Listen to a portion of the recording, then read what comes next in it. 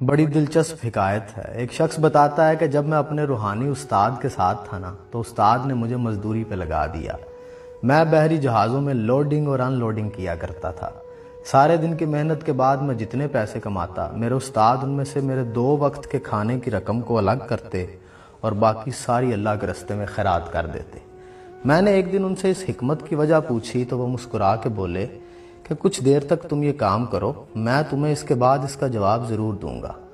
وہ کہتا میں کو 8-10 مہینے تک وہ لوڈنگ ان لوڈنگ کرتا رہا تو ایک دن استاد نے مجھ سے کہا کہ آج جب تم مزدوری کے لیے جاؤ، کام شروع ہو جائے تو تم وہاں جھوٹ موٹ کا بہانہ بنانا اور کہنا میں بیمار ہوں، آج میں نے کام نہیں کرنا۔ سارا دن تم کام کو ہاتھ نہ لگانا اور شام کو اپنا معاوضہ لینا اور واپس آ جانا۔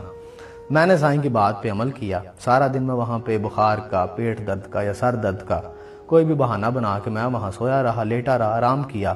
شام کو معاوضہ لیا اور استاد کے پاس آ گیا۔ استاد نے حسب معمول کہا کہ 2 وقت کے کھانے کی رقم الگ کر لو، باقی اللہ کے راستے میں خیرات کر دو۔ وہ کہتا میرا یقین کریں ان 8-10 مہینوں میں وہ پہلا دن تھا جب میرا دل خیرات کرنے کو نہیں چاہ رہا تھا۔ میں نے اس دن خوب پیٹ بھر کے کھانا کھایا تھا لیکن میری بھوک ہی ختم نہیں ہوئی۔ میں نے اس رات شاید پہلی بار اپنے کمرے کی کنڈی لگائی۔ میں گھوڑے بیچ کے سویا لیکن میری نیند مکمل نہیں ہوئی۔ مجھے اگلے دن اپنے جسم سے بدبو آئی اور مجھے پہلی مرتبہ شاید کپڑوں پہ پرفیوم لگانا پڑا اور مجھے اس دن نماز میں کوئی لذت محسوس نہیں ہوئی۔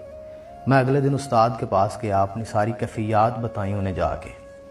وہ بڑا ہنسے اور وہ بولے بیٹا یہ حرام کا کمال ہے سارا۔ حرام آپ کی زندگی کی تمام نعمتوں کا جوہر اڑا دیتا ہے۔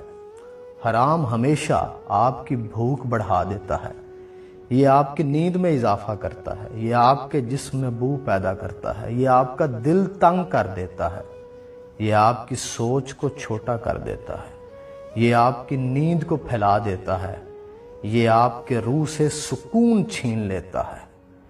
ایک دن کا حرام 40 دن تک آپ کو ستائے گا اور ان 40 دنوں میں آپ جھوٹ کی طرف بھی مائل ہوں گے، آپ غیبت بھی کریں گے، آپ کے دل میں لالچ بھی آئے گا، آپ دوسروں کو دھوکہ بھی دیں گے، آپ کے اندر بلا وجہ امیر بننے کی خواہشیں بھی پیدا ہونا شروع ہو جائیں گی۔ وہ کہتا میں یہ سن کے ڈر گیا اور میں نے استاد سے پوچھا کہ میں اگر حرام کے ان برے اثرات سے بچنا چاہوں تو مجھے کیا کرنا پڑے گا؟ تو وہ بڑی دیر تک خاموش رہے اور بولے خاموشی اختیار کرو، ذکر الہی میں مشغول رہو اور روزہ رکھو، یہ تمہیں اندر سے پاک کر دے گا۔ پھر انہوں نے اپنا سر اٹھایا اور بولے کہ سالوں کی ریاضت سے جو میں نے سیکھا ہے میں وہ تمہیں بتا دیتا ہوں۔ یہ کائنات ایک صندوق ہے اور اس صندوق پہ ایک بڑا ہی پراسرار، بڑا ہی موٹا تالا لگا ہوا ہے اور وہ تالا ایک اسم اعظم سے کھلتا ہے اور وہ اسم اعظم ہے حلال۔ آپ زندگی میں حلال بڑھاتے جائیں، کائنات کا یہ صندوق کھلتا چلا جائے گا۔ وہ کہتے ہیں میں نے عرض کی اور حرام کی کیا پہچان ہے؟ وہ بولے کہ دنیا کی ہر وہ چیز جسے دیکھنے، چکھنے، سونگھنے، چھونے کے بعد آپ کے دل میں لالچ پیدا ہو جائے۔ حرام آپ کے وجود کو قبرستان بنا دے گا، یہ آپ کو اندر سے اجاڑ دے گا، تباہ کر دے گا، یہ آپ کو بے جوہر کر دے گا، بے قیمت کر دے گا۔ آپ کے گھر میں، آپ کے پڑوس میں، دنیا میں، معاشرے میں آپ کی کوئی اہمیت نہیں رہے گی۔ یہ آپ کے چہرے کی رونق کو ختم کر دے گا، یہ ڈی این اے میں سرایت کر جاتا ہے۔